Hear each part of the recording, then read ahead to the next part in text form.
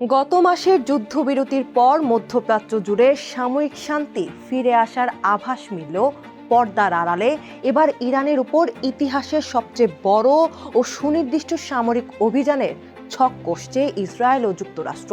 গোয়েন্দা ও সামরিক সূত্রের বরাত দিয়ে দ্য নিউ ইয়র্ক টাইমস এক প্রতিবেদনে জানিয়েছে, সবকিছু ঠিকঠাক থাকলে আগামী সপ্তাহের মধ্যেই ইরানে পুনরায় বড় ধরনের হামলা শুরু হতে পারে। মার্কিন কর্মকর্তাদের সূত্র অনুযায়ী এবারের অভিযানের প্রধান লক্ষ্য কেবল আকাশপথে বোমাবর্ষণ নয়, বরং ইরানের মাটির নিচে বা ধ্বংসস্তূপের নিচে পড়ে থাকা পরমাণু সরঞ্জামগুলো উদ্ধার ও ধ্বংস করার জন্য সরাসরি মার্কিন ইসরায়েলি বিশেষ কমান্ডো বাহিনী পাঠানো হতে পারে।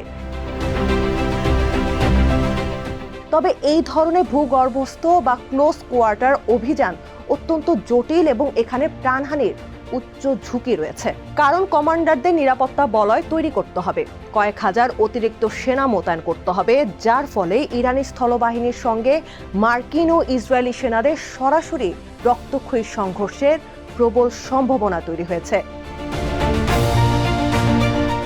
প্রতিবেদনে আরও বলা হয়েছে, সামরিক পরিকল্পনাকারীরা পারস্য উপসাগরে অবস্থিত ইরানের অর্থনীতির লাইফলাইন বা প্রধান তেল রপ্তানি কেন্দ্র খার্ক দ্বীপে সরাসরি নিয়ন্ত্রণে নেওয়ার পরিকল্পনাও টেবিলে রেখেছেন। এছাড়া অন্য একটি বিকল্প হিসেবে রাখা হয়েছে ইরানের সামরিক ঘাঁটি ও কৌশলগত অবকাঠামোগুলোতে আগের চেয়েও আরও নিখুঁত ও নিবিড় বোমাবর্ষণ, যাতে তেহরান আর ঘুরে দাঁড়াতে না পারে।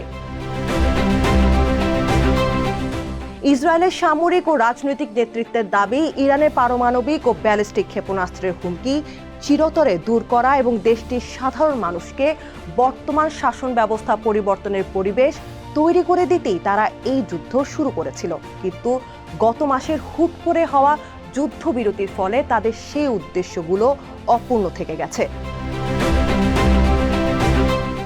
বিশ্লেষকদের মতে, আমেরিকা ও ইসরায়েল ভালো করেই জানে যে ইরানের সামরিক সক্ষমতা পুরোপুরি গুঁড়িয়ে না দিলে মধ্যপ্রাচ্যে তাদের আধিপত্য ঝুঁকিতে থাকবে। আর সেই লক্ষ্য পূরণের জন্যই যুদ্ধবিরতির রেশ কাটতে না কাটতে এবারের সবচেয়ে জোরালো যুদ্ধ প্রস্তুতি।